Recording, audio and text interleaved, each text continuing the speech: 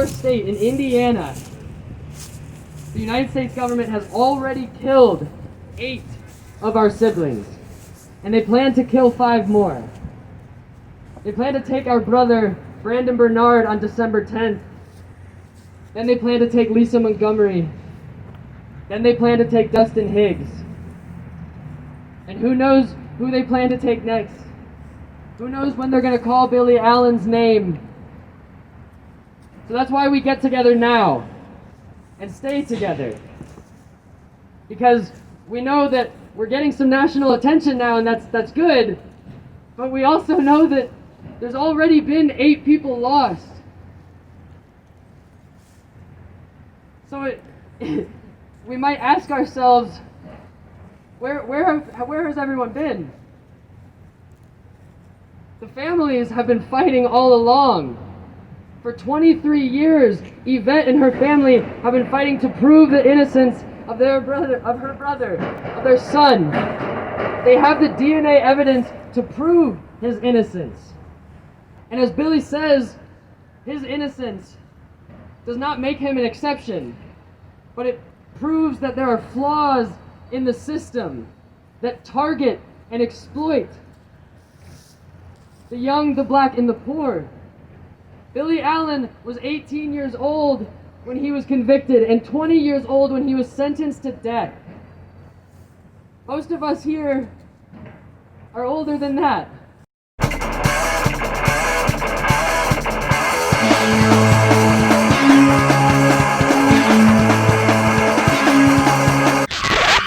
Children are being told that they aren't worth it before they've even had the chance to grow into adults. Something that Billie Allen said yesterday that really affected me is he talked about all of those out here who fight to defend the sanctity of life and who speak only about abortion. But if that child is born into this world and commits a crime, then they're no longer worth saving. Then they're someone to be killed. They're a nuisance. They're someone to push to the side. But we say no, we say that's family. We say that everybody has a right to live. I'm Yvette Allen. I'm the sister of Billie Allen, who has been fighting for the past 23 years, fighting to prove his innocence. I'm here not only on his behalf, but I'm here on behalf of all of the men on federal death row to advocate for them to help stop the upcoming executions. We have next week, we have Brandon Bernard, who has an execution date on next Thursday, who has a date for not even doing anything. He was an accomplice to a crime. We have Dustin Higgs after that, and he also has an affidavit from actually the co-defendant stating that he actually never partaken in the crime. So I'm just here to advocate for him, advocate for my brother. My brother has DNA evidence on top of an alibi witness, gasoline reports that were never presented on his behalf. And I'm just trying to point out some of the, things that are wrong within the criminal system. So 1997, my brother was convicted of bank robbery and murder. Despite any forensic, any type of evidence linking him to the crime, there was nothing. But yet he's still on federal death row. I have DNA evidence proving that it did not match the victims. It did not match the victim. We have an alibi statement that was presented, that was interviewed by the police officers, that was never presented in court. We have gasoline reports. During the robbery, the van that was driven actually crashed and burned. And forensic experts testified that had he been in the car, that there would have been an ounce of gasoline on him. He tested negative on everything. So we're just out here trying to prove that he is innocent, and there are plenty of innocent men on federal death row. Yeah, unfortunately, it's not uncommon. I think we're at 165 at this point who have been wrongfully convicted on on death row in general. That have spent plenty of years on death row and later being found, innocent. We actually just did something a couple of months ago where we actually had someone who actually had 6 death warrants. And their last death warrant, they were 90 minutes away from being executed. And they found out that they were innocent and they left prison that day. So it's not uncommon. This happened in the 90s. Just imagine the 90s when there weren't cameras around. You have cameras around today and people are still getting off knowing that, the criminal justice system and the evidence against them is strong and they're still getting off today. So just imagine in the 90s when we weren't, it wasn't as accessible. So it just happened. We have a lot of folks who are here today to speak truth to power. We have Billie Allen, we have Zikra Bashir, we have Aisha, the sister of Yusuf Salam, one of the Central Park Five. So we know that today we're going up against a tyrant in the White House who is obsessed with violence, obsessed with blood. We see that in the numbers of those he's already taken and those that he is rushing to take before he loses his grip on power.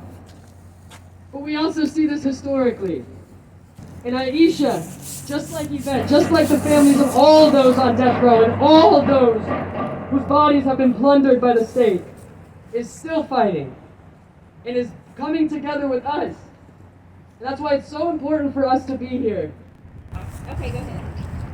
Hello, everyone. Hey. I wish I could be with you there today. Unfortunately, this COVID situation has gotten me kind of stuck in the house, unfortunately. But I am definitely there with you in spirit. I definitely believe, we've been through so much as families with just dealing with this whole justice system, this system that isn't just for most of us. We've been having to deal with this for many, many years. My brother, as you know, he's a part of the Central Park Five, the exonerated five they call him now, is Yusuf Salam. And back in 1989, Trump called for the death penalty, so we knew what type of person he was back then. He wanted the death penalty, and if he had his way, Corey Wise, one of the oldest, 16-year-old boy, would have been maybe looking at that if this woman would have passed away. So, we're definitely here in support of you. We're in support of all of you. I feel, I can't believe we're still going through this in 2020. There's been so much proven out there that there's so many people in jail who are wrongfully there. There's been time and time again, we're hearing about stories that people aren't getting the right justice that they should be getting, and they should be getting new trials and things like that. I just can't imagine that a system would still want to put people to death and not know all the facts, around the particular case. I mean, me in particular, I don't believe in the death penalty at all, but even if you did, to put somebody in prison and then commit and put them to, and decide that you're going to kill them because you think that maybe they did something, and there's so much evidence out there to prove that they didn't, has got to, it's got to show or let everybody know that this isn't how we're supposed to be running the United States of America. It's not the case. It just shouldn't be the case. I can't wait till this administration is out of office. I can't wait. Trump has got to go. And this death penalty situation has got to be turned around. We can't be looking at this continuously. We can't continue our lives going on and still having people put to death. It's barbaric. It just really is. That's bottom line. It's barbaric. I really wish I could be out there with you all. I really do. This is horrible that our brothers and our sisters are still going through this today. And most of them just because of the color of their skin, most of them because of the economic situation. It's just, that shouldn't be the case. It shouldn't be the case. It just shouldn't be.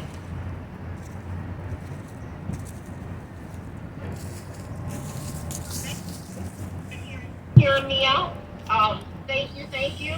We're constantly trying to work on issues like this. We're out here doing the work, justice for the wrongfully incarcerated. We're out here trying to, make sure that these these wrongs are righted in some type of way. But we need people. We need people out there. We need people to continue to do the work. We need people to get out there and show that we don't agree with this. This is not how we want the United States to be.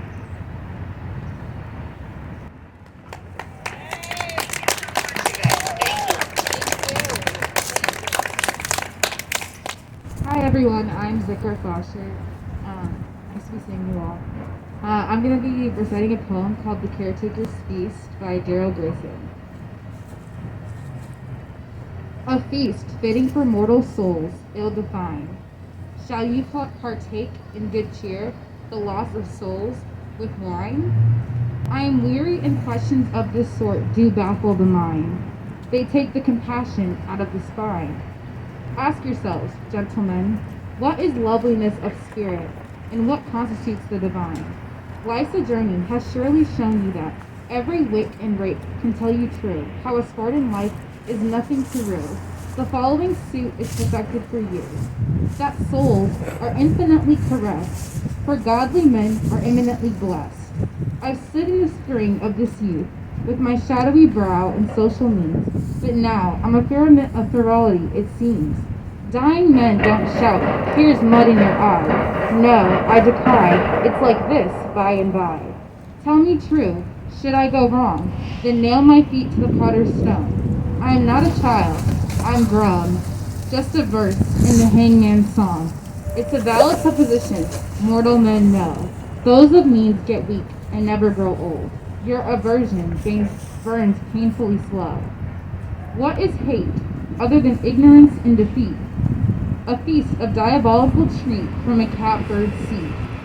Hate, like kissing baby's cheeks. The fires of hell would not deter your sleep.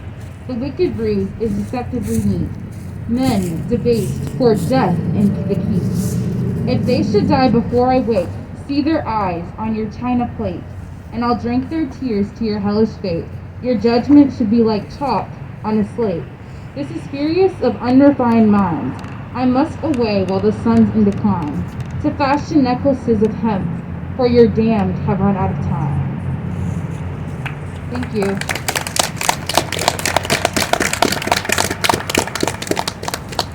And we're awaiting a call from Billie.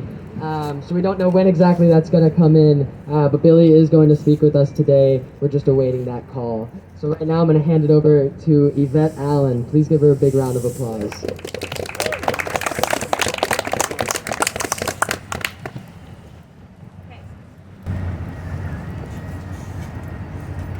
We have taken so much pride in saying that justice is blind, that we have erected statues of a woman blindfolded, while holding scales to symbolize that she does not see race, gender, wealth, or any other thing that we as people can at times be biased when it weighs on in or judging ourselves under a certain situation.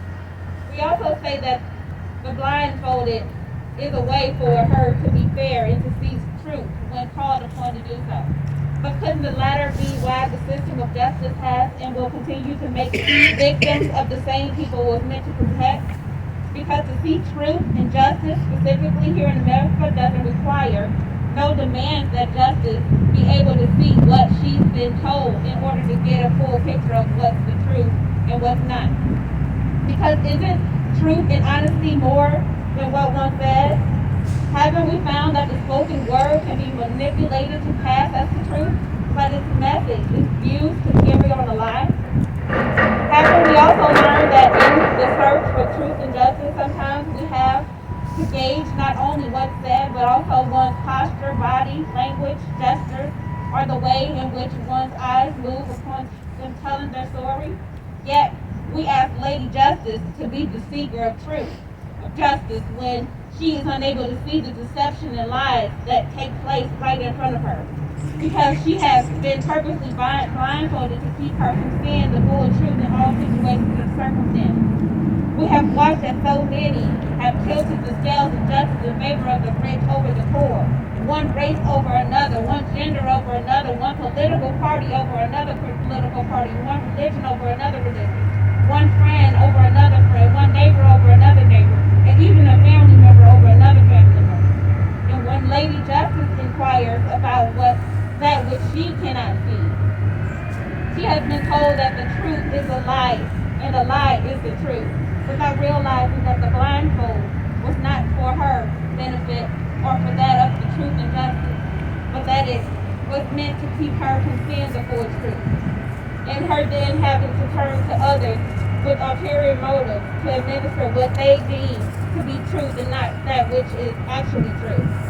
This is why the cries of justice can still be heard after so many years. This is why no justice, no peace has been passed down from generation to the next. This is why Black Lives Matter has become the call for equality for all.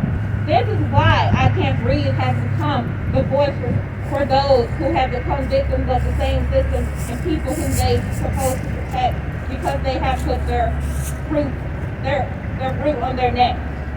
Their foot on their neck, sorry. Billie Allen is my brother. He has currently been on federal death row for the last 23 years for a crime that he can prove that he did not commit. There was evidence that had been tested against DNA that was found at the crime scene, and it all came back negative. His clothes were tested for traces of gasoline in order to link him to the gasoline soaked in the getaway van that was used in the crime, and where the results again came back negative. Where a security guard who was at the shopping mall picking up his paycheck would tell FBI agents that he saw my brother at the shopping mall with bags he purchased at the same time of the crime. But where none of this evidence, along with other evidence that he has, was never presented in his defense at the trial, because like so many other wrongful convictions, my brother was appointed an attorney who didn't care about him, who didn't care about the truth, and who definitely didn't care about justice. So that left my brother to proceed to trial with an attorney who had evidence, but didn't take the time to go through the file, discover it, and then use it to my brother's defense. And can you call that justice and a fair trial because he was tried on court? And is it a fair trial when the officers involved in the case have now been arrested and some under investigation for the same things that my brother said that they did to him? Is it justice when DNA results, gasoline results, and alibi and other evidence was never presented in the case? That's why I'm here today, speaking on my brother's behalf, because the government has kept the truth and justice that he continues to endure in silence for far too long. They want to kill my brother for something he didn't do, something their own evidence proves he didn't do. So I'm asking you all to join me in helping shed light on the injustice before it's done. I also, I'm here, we're here on behalf of my brother, but again, I too want to say that we're here, focusing on my brother. I also want to bring attention to Brandon Bernard's case, where he was shown that there are flaws within the criminal justice system, where someone who actually did commit the crime is held accountable as someone who committed the crime. The same can be said for Dustin Higgs' case, where the person who did the crime actually confessed to the crime. The co-defendant actually wrote an affidavit saying that Dustin Higgs actually had nothing to do with the crime. The co-defendant was given a life sentence, and Dustin Higgs, who has a January 15th day on Martin Luther King's birthday, was sentenced to death. So it's really important that we get out here and speak out for these guys, because they do have upcoming dates. So I just want to make sure that you all are supporting him. And Dustin actually asked me to read you all something, so I'm going to read it quickly.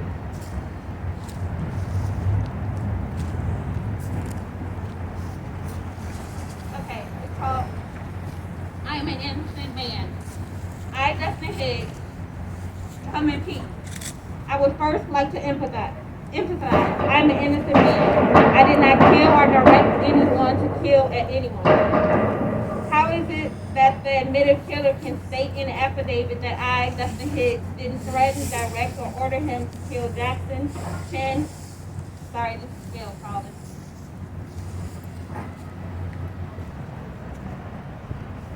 Okay. You ready? Yep. Hey everybody, how you doing? All right. How you doing? I just, first of all, like I, told those who got it yesterday, I want to thank you all, and I want to let you all know that I appreciate you all being there and supporting me and other people on Federal Death Row, who are out here, fighting for our lives and trying to survive to the next administration. I really want you all to, keep in mind that, Brandon Bernard's execution date is coming up within the next 5 days. And, I think that, people really need to understand that, they claim that this punishment is reserved for the worst of the worst. But as you all can see from my case, Bernard's case, and even the Hagen case, they're trying to kill people who are innocent and who have never took part in the crimes. And I think that, that needs to be put out there to people because it doesn't seem like people are really listening out there. And I mean, that's why I think it's important that you all are there, and that's what, all of us in here feel like, people are listening. And, I thank you all just for, I guess, listening to me, because my journey has been one that has lasted, over 23 years. As I told people yesterday, it gets harder and harder as the years go on because you file appeal after appeal. You're hoping that the judges hear the truth. You're hoping that your evidence matters, and it doesn't feel like the truth doesn't even matter anymore in our legal system. And I think that's the reason why the justice system doesn't operate the way it should is because I don't think they think people care. I think people are happy that that people are just being arrested. That people don't care that innocent people are becoming the victims of the same system that the system was supposed to protect. So your voices are always important when you're speaking out about these cases because you're letting them know that you're not going to stand by and just allow innocent people to be convicted for crimes they didn't commit. And to me, that's important, and pointing out my evidence. And as I always tell people, I'm not asking you to believe in me simply because I'm making a lot of noise, simply because I'm an artist, simply because I'm a nice person. I'm telling you to believe in me because of my evidence. My evidence speaks for itself. It's not something I came up with. It's not something my legal team came up with. Everything that's in my case that I'm out there to prove my innocence came from the government's own files. They knew that I was innocent over 22 years ago. But at the same time, they knew that I wasn't getting the proper representation, so they stood in front of my jury and told my jury that they were 100% sure that I was guilty and that there was no evidence they could prove that I was innocent. They tested my clothes, not a single trace of gasoline was on my clothes. Not a single trace. But yet they stood in front of my jury and told my jury out of the assignments made. Yet they had the same results in their possession and exonerated me. Same thing goes for another witness who called into the FBI. This caller suicidally proven. A few hours after my arrest, they called the FBI and specifically told them, look, we see Norris Roder and another person other than Billie Allen talking about robbing the bank. And the thing is, they knew all this stuff, and they never told my jury. And the sad part about it for me is that my attorney had these things in his possession. He asked for it in our discovery. And I said that's the rule under the law. He has to ask for discovery, and the government has to turn them. So they did do what they were supposed to do by turning those things over. The betrayal comes in when they sit in front of my jury and tell my jury that there is nothing they can exonerate me or nothing they can prove my innocence. But at the same time, I think one of the most key things that you all need to know is when I first got arrested, unlike people who say they're innocent, and just say they're innocent without anything to support it, I told them that at the time, the exact time the crime took place, I was shopping at a shopping mall, which I was doing. I was there at 10 o'clock, all the way up to like 11:30 or 12 o'clock. The crime took place at 10:30, so there was no way I could have committed the crime. They talked to a security guard who was at the same shopping mall picking up his paycheck. He went to the FBI and told the FBI that there was no way I could have committed the crime because he saw me shopping at the shopping mall. When I was arrested, the clothes that I had bought that morning were in my home. I told the FBI to go to my home and get those clothes because inside those bags were the receipts. They told me they were going to go to the shopping mall. Now, one thing we all know about shopping malls, all of them have video cameras. They claim that they went to the shopping mall, but yet they said that they couldn't find anybody to prove that I was at the shopping mall. But yet, when the security guard came forward, they never told my jury those things. So basically, that's my defense. That's the thing I need you all to help people understand. I mean, when you're out there saying free Billie Allen, you're saying free Billie Allen because Billie Allen did this. Because Billie Allen has evidence of this. know that it's supported by my evidence. And when you're sitting in front of people, show them my evidence. Show them that what you're saying is the truth based on facts and based on evidence. The same thing goes for Bernard. Bernard has to be up there attention not only because he has executed me, but because the evidence in his case shows that he couldn't have done what they said he did in the crime. Forensic evidence. We're not asking people to believe us simply because we're saying we're innocent. The government's own forensic evidence is proving us innocent, but the courts won't listen to us. You all are our defense attorneys. You all are our juries. You all voices mean so much to us getting our freedom. And you are, anytime people are silent, that means the court system is like, okay, people don't care, so we need you all to keep making notes. We need you all to keep fighting for us. The same thing with Dustin Hicks. He has a report with the actual killer. Conceded that he took part of the crime. He was the one who killed the victim. He's been bragging for the last few years that he killed anybody he wanted to kill. But at the same time, we need you all to make people understand that we have evidence of our innocence. Like I said, you all are our defenders. You all are the people who will change society. You all will change the justice system. You all will make right wrong. Wrong right. And that's why I say I appreciate you for listening, because trust me, I'm seeing everything my sister is telling me about the way the numbers are going up. Our followers, and it's because of you all. The little things that you all are doing, tweeting, blogging, calling people, passing it on to your next door neighbors, passing it on to your friends, it's reaching people. It's reaching people, and trust me, it's reaching me in here, which I needed the most, honestly, because at times I get tired, sometimes I get frustrated, sometimes I don't feel like going on, because how can you keep feeling like going on when you keep being betrayed by the system that is supposed to free you? It's hard for me, it's hard for everybody else in here who's fighting for their innocence. And I need you all to continue to do what you're doing and know that I appreciate it. Trust me, I appreciate it more than anything. If I knew each and every one of you, trust me, I would thank you personally myself. If you write me, I will write you back and thank you personally myself. I just want you all to know that I appreciate you, and I want you all to keep fighting for me. I need it. Honestly, I honestly need it more than anything. My sister needs it.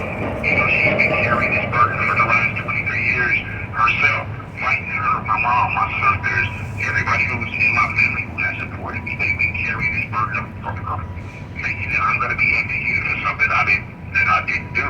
I worry about that. I worry about that because the law no longer matters in our society. But once again, you all can make a difference. Your voices can change things. Your voices are changing things. So keep shouting from the rooftops that you all want justice. Keep shouting that why doesn't evidence matter? Make them understand that they have to listen to you all, that they can't ignore you all anymore.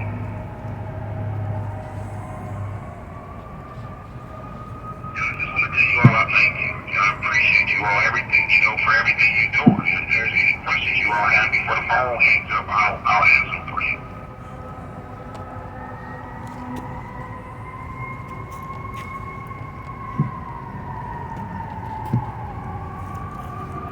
Let's let Billy know we appreciate him and telling him thank you, we love you.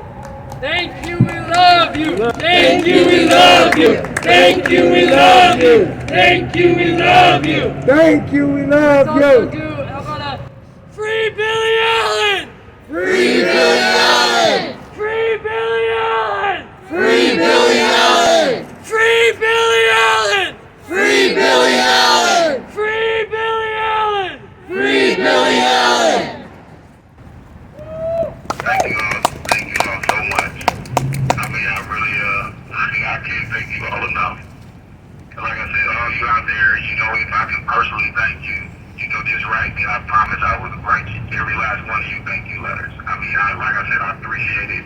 The fact that you're out there in the cold, I just want to, be able to thank you all personally. So if you write me, just write me and know that I promise I'll write back and thank you, for everything that you're doing for me. And, while you all out there fighting for me, I do want you all to be safe. Please be safe, keep your mask on, stay protected. And I just wish you all well, and I thank you all for everything that you. This call is from a federal program. You know, and I'll make sure I let the guys in here know, you know, that you all are out there supporting us. Trust me, we appreciate everything that you all are doing. I mean, trust me, we appreciate it. And I love you all too, and I thank you all for your support and love. And I mean, I can't stop smiling right now. Just on and on. I'm just smiling right now, so that means the world to me.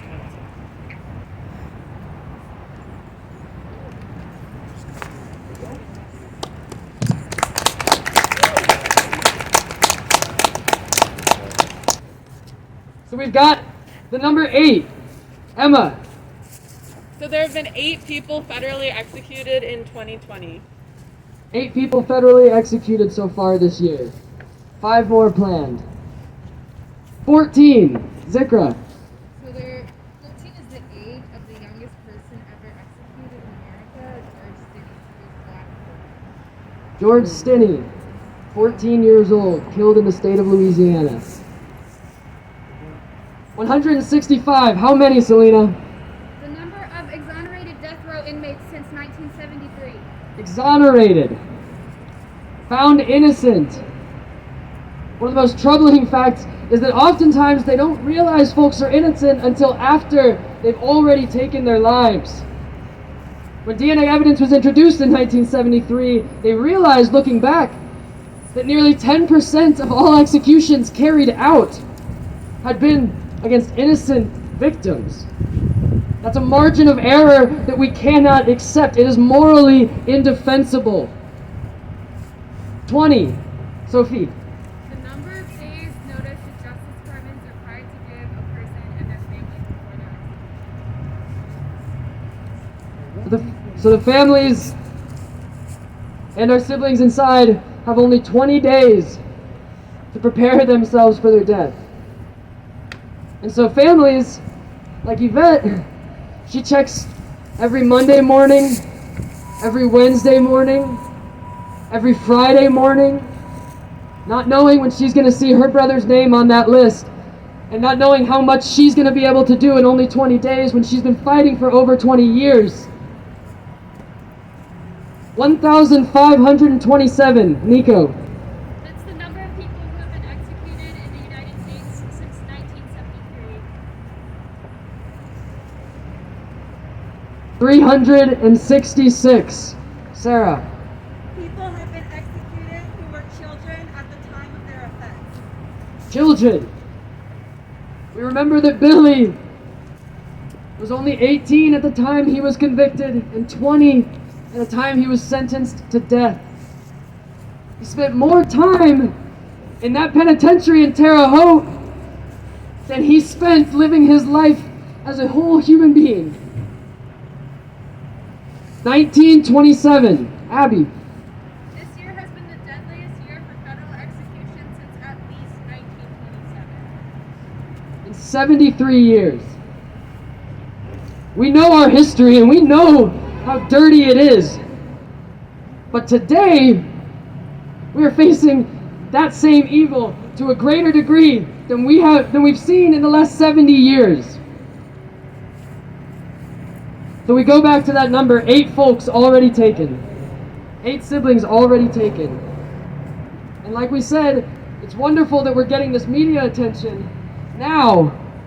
But it's important that we know where we've been to know where we're going. How y'all doing? How y'all doing? I just want to say, to support, those that is in federal, prison. The sister girl, her brother here, I couldn't help when the brother, Nick, which is he's one of the members of IDOC Watch. I couldn't help but to, just get involved because, it's something I've never really heard about like that, just as far as like it being real now that I'm out here free, because I just got out. Like a lot of the words that the brother was saying on that phone, I couldn't help but to feel, because hearing you have 2 minutes left, like little stuff like that gets to me. It's emotional to me just because it's like I've been around brothers that has had 58 years. I'm in the cell with him, and brothers that's came from the federal to the state, and so they finishing their time up with where they at. But it's definitely something that, yeah, it keeps messing up. I don't know. It's definitely something that's heartfelt. I really don't know too much what to say right now, but I know that I'm just here to, you know what I'm saying, hopefully, make a change and help make a difference and agitate, educate, and organize, because, Black Lives Matter, those that is in organizations and really striving to really make a difference, this shit is blood, sweat, and tears in this shit. Like, this ain't nothing that, you know what I mean, like, it's an easy process. Like, over the years, like, some of the things that you really affected by this, when you're in it and you're the one dealing with it. But the family, though, is one of the ones that is affected by that, you know what I'm saying, as well. You know what I mean? I never really think that my life would turn out the way it did, prior to getting locked up. And now that I'm out, I got a chance to do something with myself. But, due to me being in prison and seeing what I've seen, I've been affected mentally, like traumatized by certain things. You know what I mean? Now I got an opportunity. I got a group, a circle of friends and comrades who, is there, to help me on my way. And I'm here. I'm here to help ones. So, I appreciate y'all coming, taking the time to listen, and y'all just do what y'all can, like the brother said, tweeting, all that type of stuff, as far as, being involved on social media, because this is real work right here. This is action. How we out here in the community, how we standing, where we're standing, but social media is a lot more influential. You see what I'm saying? So y'all do what y'all can to stand 10 toes down. For real.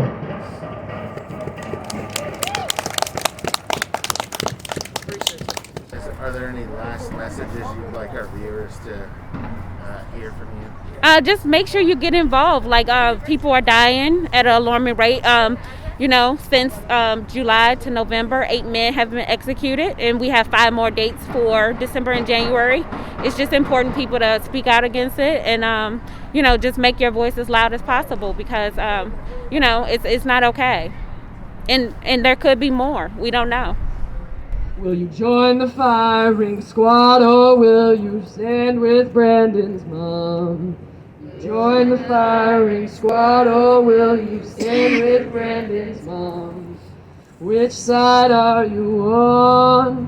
Which side are you on? Which side are you on? Which side are you on? We're going up to Terre Haute, so won't you come along? Going up to Terre Haute, so won't you come along? Which side are you on now? Which side are you on? Which side are you on now? Which side are you on? We're going down to the killing ground, so won't you come along? We're going down to the killing ground, so won't you come along? Which side are you on now? Which side are you on? Which side are you on now? Which side are you